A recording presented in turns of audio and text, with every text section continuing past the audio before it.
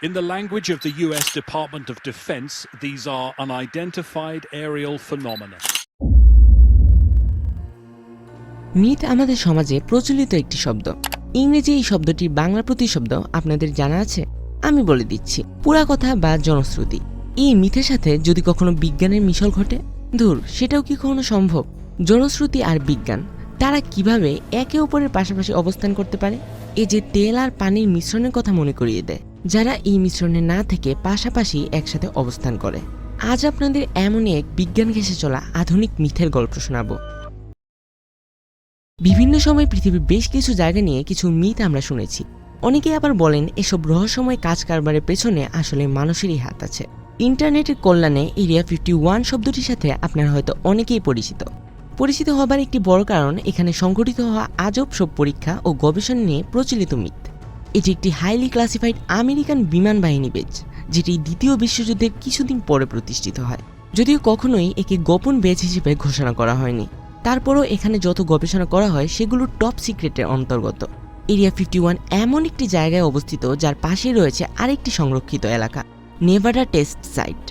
1950 থেকে 1990 সালের ভেতর এখানে অনেকগুলো আমেরিকান পারমাণবিক অস্ত্রের সফল পরীক্ষা চালানো হয়েছিল।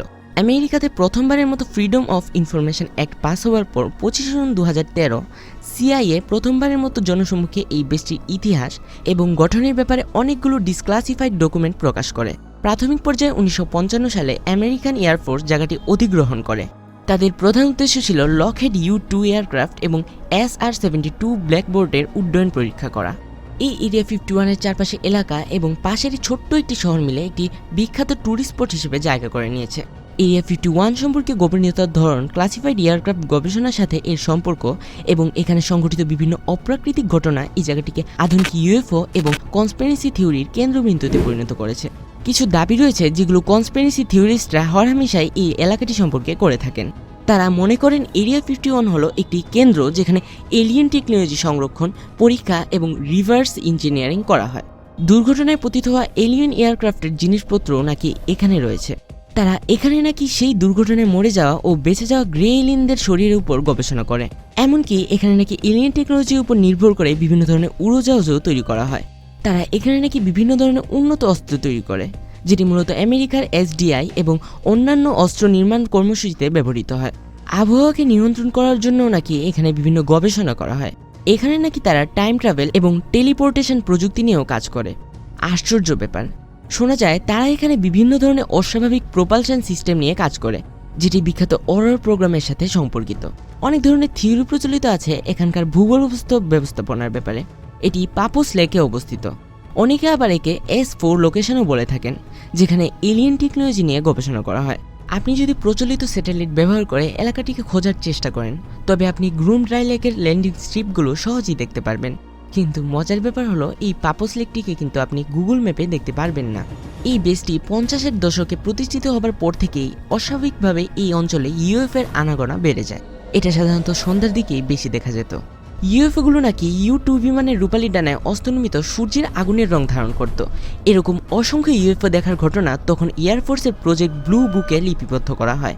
প্রজেক্ট ব্লু বুক মূলত বিভিন্ন ধরনের ইউএফও দেখার ঘটনাগুলো অনুসন্ধান করে সরকারকে জানাতো। অনেক মানুষই এই কনস্পিরেসি থিওরিগুলো সত্য বলে দাবি করেন। এদের মধ্যে অন্যতম হলো বব লাজার, যিনি 1989 সালে দাবি করেন যে তিনি একটা সময় কাজ করতেন এই এরিয়া 51-এর সেক্টর 4-এ। তিনি বলেন তিনি এখানে এলিয়েন স্পেসক্রাফট নিয়ে গবেষণায় অংশগ্রহণ করেছিলেন, যে কার্যক্রমটি নাকি সরাসরি আমেরিকার তত্ত্বাবধান করে। 2018 সালে প্রকাশিত একটি প্রামাণ্য তথ্যচিত্রে বব লাজার পুনরায় এই দাবি পুনর্ব্যক্ত করেছিলেন। একইভাবে 1996 সালে ড্রিমল্যান্ড নামে একটি তথ্যচিত্রে 71 বছর বয়সের একজন মেকানিক্যাল ইঞ্জিনিয়ারের সাক্ষাৎকার গ্রহণ করা হয়, যিনি দাবি করেন 1950-এর দশকে তিনি এরিয়া 51-এর একজন কর্মী ছিলেন। তার দাবি অনুযায়ী তিনি একটি ফ্লাইং ডিস্ক সিমুলেটর তৈরি করেছিলেন, যেটি মূলত একটি দুর্ঘটনায় পতিত হওয়া ইউএফও এর অংশ থেকে পুনরায় তৈরি করা হয়েছিল। বিভিন্ন মুভিতে এরিয়া 51-কে ব্যবহার করা হয়েছে বহির্জাগতিক প্রাণ, টাইম ট্রাভেল, ইউএফও এর আড্ডা হিসেবে। 1996 সালের বিখ্যাত চলচ্চিত্র ইন্ডিপেন্ডেন্স ডে ও রিসার্জেন্সে এই জায়গার কথা এসেছে। 1997 সালে ডেভিড ডার্লিংটন একটি নন ফিকশন বই লেখেন, যার নাম ছিল এরিয়া 51 দ্য ড্রিমল্যান্ড কলিংসন নামে। বিখ্যাত টিভি সিরিজ দ্য এক্স ফাইলসের বেশ কয়েকটি পর্বেও এর কাল্পনিক চিত্র দেখানো হয়েছে। এমনকি বিভিন্ন টিভি সিরিজ এবং জনপ্রিয় অনুষ্ঠানে এই কনস্পিরেসি থিওরিকে ব্যবহার করা হয়েছে। তাহলে প্রশ্ন হলো, যদি এরিয়া 51-তে আসলেই কিছু না থাকে, শুধুমাত্র একটি মিলিটারি বেসই হবে সেটা, তাহলে কেন এত রাগটাগ? কেনই বা প্রতিষ্ঠিত হবার এতগুলো বছর পর এ ব্যাপারে আমেরিকান সেনাবাহিনী আনুষ্ঠানিকভাবে বিবৃতি দেয়নি? বাংলায় একটি প্রবাদ আছে, যার রটে তার কিছু তো বটে। হয়তো এখানে রহস্যময় কোনো কিছুই নেই, উন্নত প্রযুক্তির বিমান বা প্রোপালশন সিস্টেম নিয়েই এখানে গবেষণা চলছে। আবার কনস্পিরেসি থিওরিস্টরাও যে সকল দাবি করে আসছেন তা নিয়ে কিছু অংশ কি সত্য হতে পারে না? হতে পারে না সেই 70-এর দশক থেকে চলে আসা মিথের কিছু বাস্তবতা, সেই রসওয়েল, এলিয়েন কিংবা ইউএফও নামের সেসব ছাইপাশের বাস্তব পরিস্থিতি? একদিন সময়ই জবাব দেবে এই সব প্রশ্নের। আজকের মতো এইটুকুই। পরের পর্ব নিয়ে আবারও হাজির হব। ভিডিওটা কেমন লাগলো তা কমেন্ট করে জানাতে একদম ভুলবেন না। সাবস্ক্রাইব করে দেখতে থাকুন বিজ্ঞান ফ্যাক্টরি।